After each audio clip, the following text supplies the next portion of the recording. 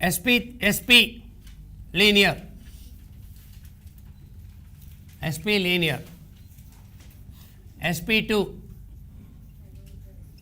trigonal planar. I can give you the same example: magnesium chloride, beryllium chloride, beryllium difluoride. It's going to be linear. Fluorine, beryllium, fluorine, no lone pair, 2 bond pairs, it's linear. Trigonal planar, BF3, the bond angle is going to be 120, we know. Therefore, this is also based on the electron valency VSEPR theory. Therefore, we can come to a conclusion that boron makes use of sp2 hybridization. I will explain how this is equal to sp2 hybridization. How? Boron. Let me write the orbital structure. Atomic number of boron 5. Therefore, 1s2, 2s2, 2p1. Ground state configuration. Boron cannot form because boron has got only one unpaired electron in the ground state. Therefore, since it has to combine, it has to go to the excited state configuration. 2s2, 2s1, 2s1, 2p2. 2s1, 2p2. Again, same way, if we don't hybridize this, there are 2 different electrons here, 3 different. They are s electron, 1 s electron, and 2 p electrons. The energy of s electron is here, the energy of p electron here. The bond also should be different. Then, of the 3 bonds, all of them are not equivalent. All of them cannot have 120. One should be according to this. If you are not making any hybridization, if you are not involving hybridization, one bond should be shorter, the other bond should be longer, because it is made out of 2p orbital. If this is the structure, what is the kind of overlap here? This is going to be p orbital overlap, this is s orbital overlap, and this is going to be this is s orbital overlap, s electron, isn't it? S electron and p electron, that's what, okay, p and s.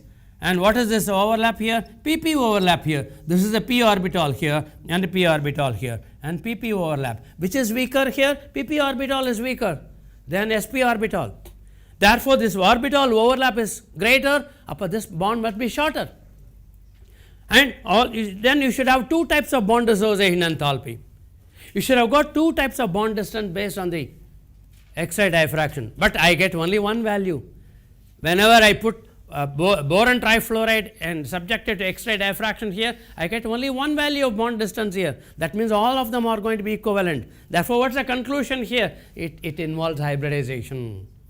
And if it is going to involve hybridization, isn't it an sp2 hybridization? 1 s orbital and 2 p orbital here. But what is the type of hybridization that boron involves in boron trifluoride?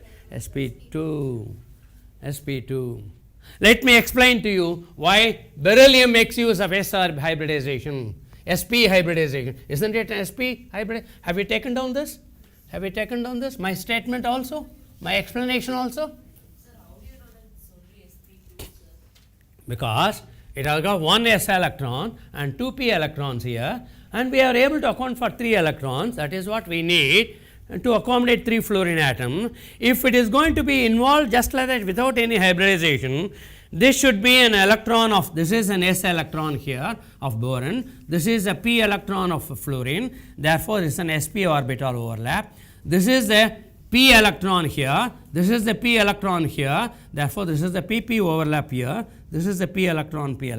And don't you think there are 2 types of electrons here, accordingly 2 types of overlaps here, and this overlap should be shorter, therefore, it should be a stronger bond, but it is not so in actual molecule. All the bonds are equivalent. That means it makes use of hybridized orbital sp2, like for ethene, 1 s orbital, 2 p orbital, that's all. There is no unhybrid orbital here, whereas what is the difference between sp2 hybridization of ethene and sp2 hybridization of boron trifluoride? In ethene, you have got one unhybrid orbital parallel. Therefore, there is a possibility for the formation of pi bond. There is no possibility for the pi bond here. Do you put a pi bond here? No, there is only a single bond here. that single bond must be the sigma bond. Are you with me? The single bond has a sigma bond here, and all of them are going to be. Now I shall explain to you why beryllium and beryllium difluoride makes use of sp hybridization. We are able to say it based on the VSEPR theory. So we will go back. Beryllium has got, what is the electronic configuration? 2, 2. We want only 2 dots. Beryllium has got 2 electrons in the last shell, valence shell. Fluorine has got 7 electrons in the valence shell. Therefore, they share. Fluorine also. Make a note of it. Though you know this already. Make a note of it. Make a note. There are 2 bond pairs here. There are 2 bond pairs and 0 lone pair. So, total number of pairs of an electron. 2 pairs of an electron. So, how do we distribute the 2 pairs of an electron so that the repulsion is going to be the least? Linear. The bond angle should be 180.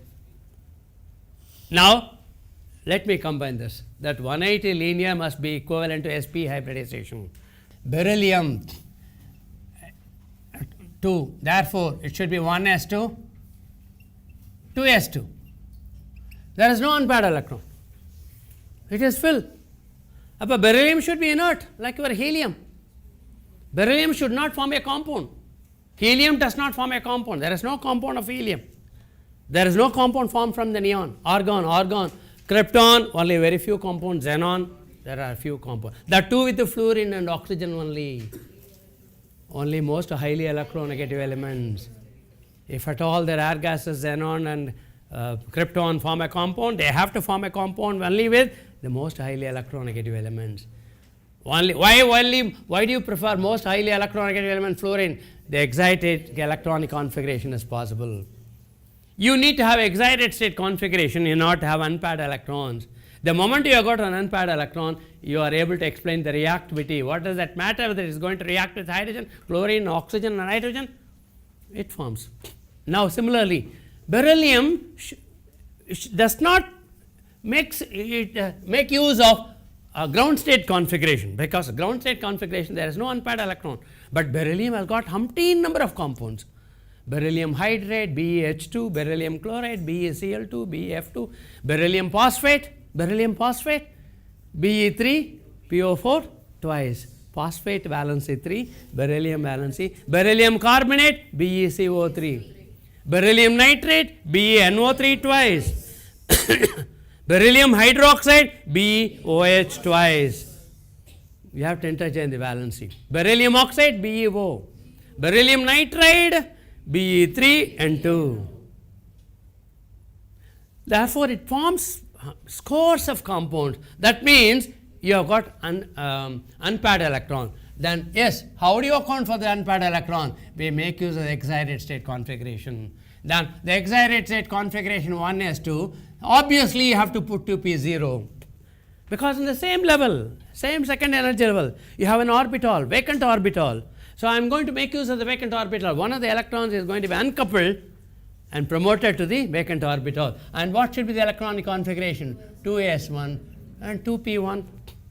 If it is not going to make use of hybridization, if you want to make use of unhybrid orbital, this is an s electron.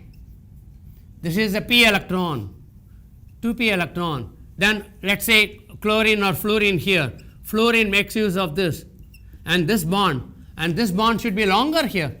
This bond should be longer because 2p, 2p overlap here. This is 2s, 2p overlap, which should be shorter. This should be shorter. But this should be stronger. I should have 2 types of bond between beryllium. One shorter bond, the other one longer bond. I should have got this information from the X-ray diffraction. When beryllium fluoride is subjected to X-ray diffraction, I get only one value. Both the bonds are equal. Then that's the evidence for me that beryllium makes use of hybridization. Now, what is that hybridization? No, it has got, where is that? What happens here? S orbital and p orbital hybridize among themselves to form 2 sp. 2 how many hybrid orbitals? 2 sp hybrid orbitals. And what is going to be the orbitals to keep it in the space so that the repulsion is going to be the least? Linear. With that, we have already guessed it in the case of VSEPR theory. That is the correlation between the VSEPR theory. Lots of questions on IIT come here. VSEPR theory and the hybridization. VSEPR theory and hybridization. You can go home and explain I2O7, I2F7, IF7, sorry, IF7, IF7, remember IF7? We will make this a question for the advanced IIT. What should be the hybridization of IF7? What should be the hybridization of iodine only, not fluorine? Fluorine does not require hybridization.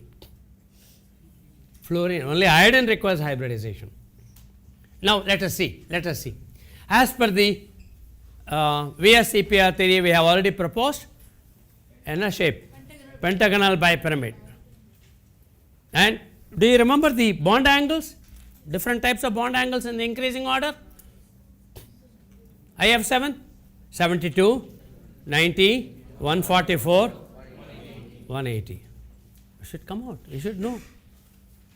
Okay, 72, 144, 2 adjacent, and 90 between axial and equatorial, and 180 between the 2 axial here.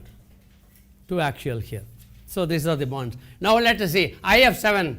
Now, what is the ground state configuration? What is the electronic configuration of group 17 NS2 NP5? Which period? Fluorine in the second period, fluorine, bromine, fluorine, chlorine, bromine and iodine, fifth period. Upon 5s2, 5p5. That's all. Do you require atomic number? You don't require atomic number at all. You have to remember the general electronic configuration. NS2 NP5, 5s2 5p5. Now, 5s2 5p5 has got only one unpaired electron. If at all it forms a compound with fluorine, the compound must be IF only, fluorine. Then iodine makes use of the first excited state. And what do you write here? 5d0. One of the electrons is uncoupled promoted. What should be the electronic configuration of this? 5s2, 5p4, 5d1. And if at all, if it compounds here, it forms IF3. IF linear, IF3 bent T shape, IF5, IF5, IF5, square pyramid, square pyramid. Iodine here, 4 fluorine atom and a fluorine here. One more lone pair in the axial. There is no difference between axial and equatorial, even number of pairs of electron. These are the things that should come to your mind immediately. IF5, square pyramid, square pyramid. IF7, pentagonal bipyramid, pentagonal bipyramid. Okay. Now, the next one, it has to go to the second excited state configuration. And what should be the value? 5s2, 5p3, 5d2. With this, it is able to form IF5. I told you I have to form IF7. So, iodine makes use of third excited state configuration. Third excited state configuration, iodine. Write it, 5s1.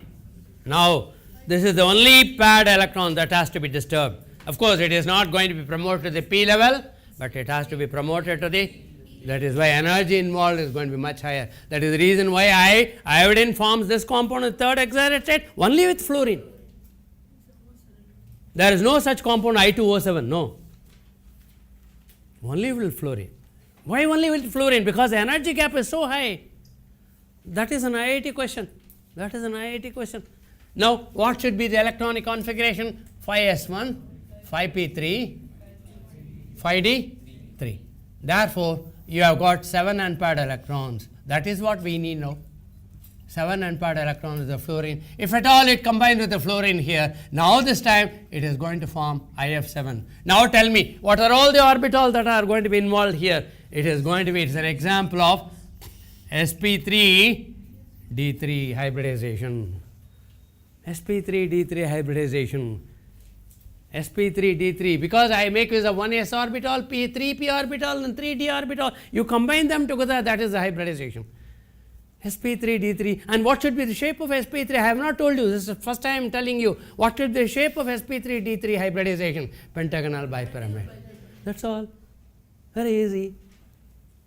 Pentagonal bipyramid. Please go home and what should be the hybridization here? What should be the hybridization here? And what should be the hybridization here? You find out.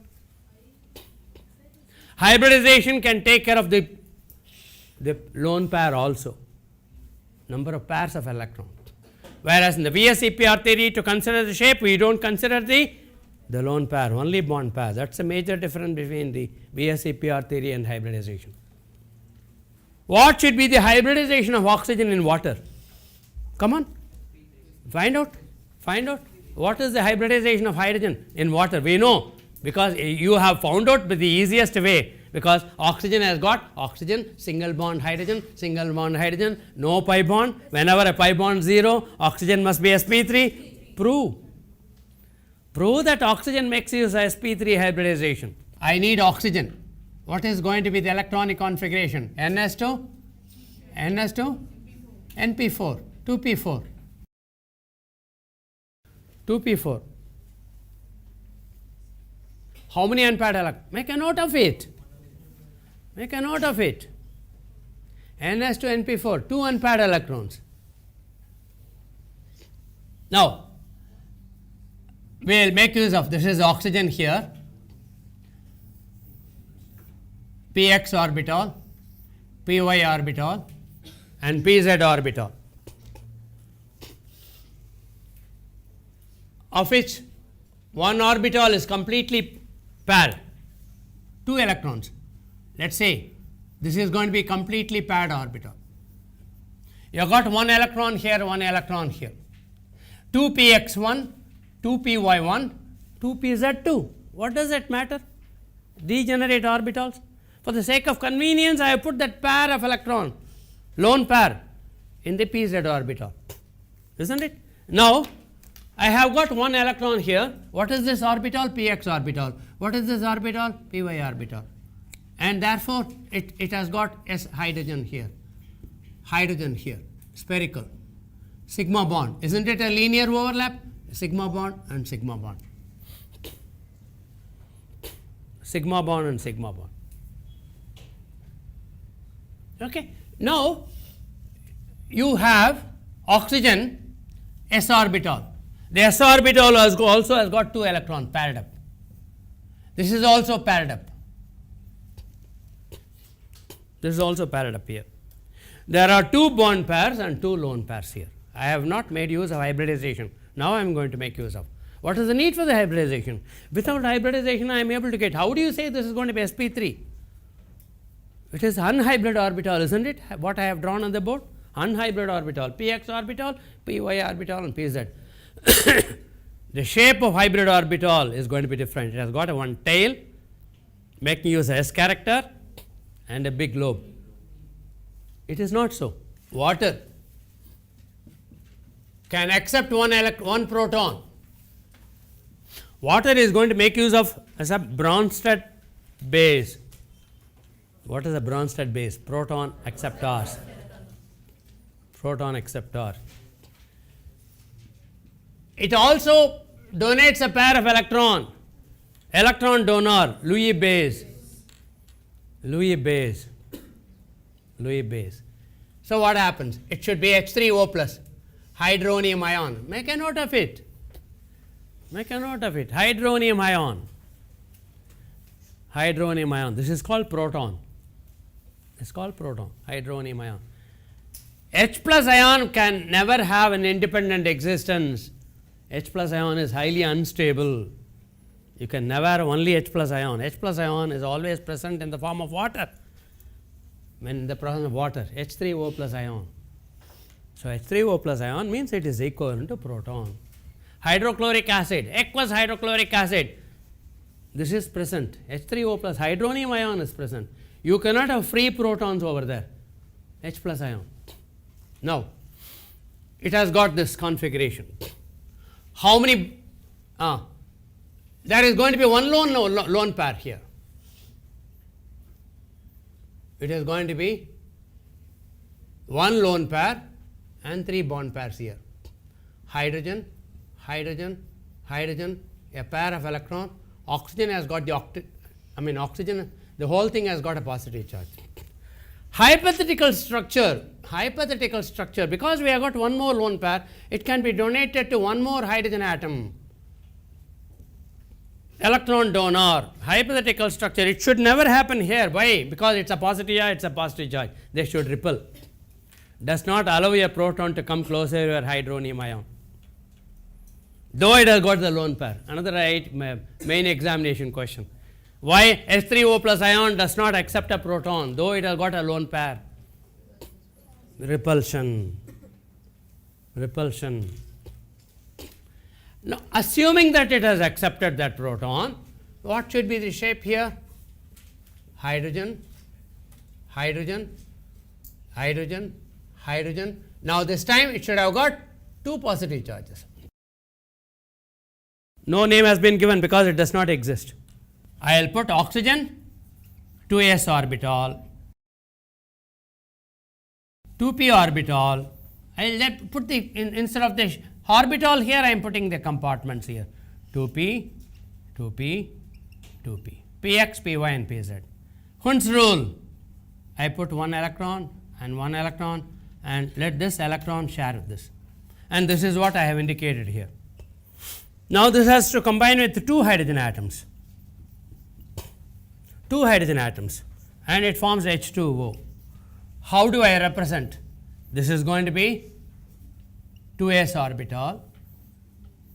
Please indicate the electrons of the oxygen atom by dark.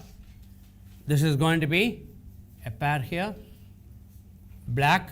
Now, let me indicate the electron of hydrogen atom by a different color. This is the hydrogen atom has come and shared with this electron. Another hydrogen atom come and shared with an electron. Isn't it? Now, as such, water, you don't need to use the hybridization. Only when water is going to accept a proton, then we need to use the hybridization. Why? How many lone pairs are there? Isn't it 2p here? 2p. This is pair comes from the 2p. This pair is present in the 2s orbital. Now, this is going to accept a proton.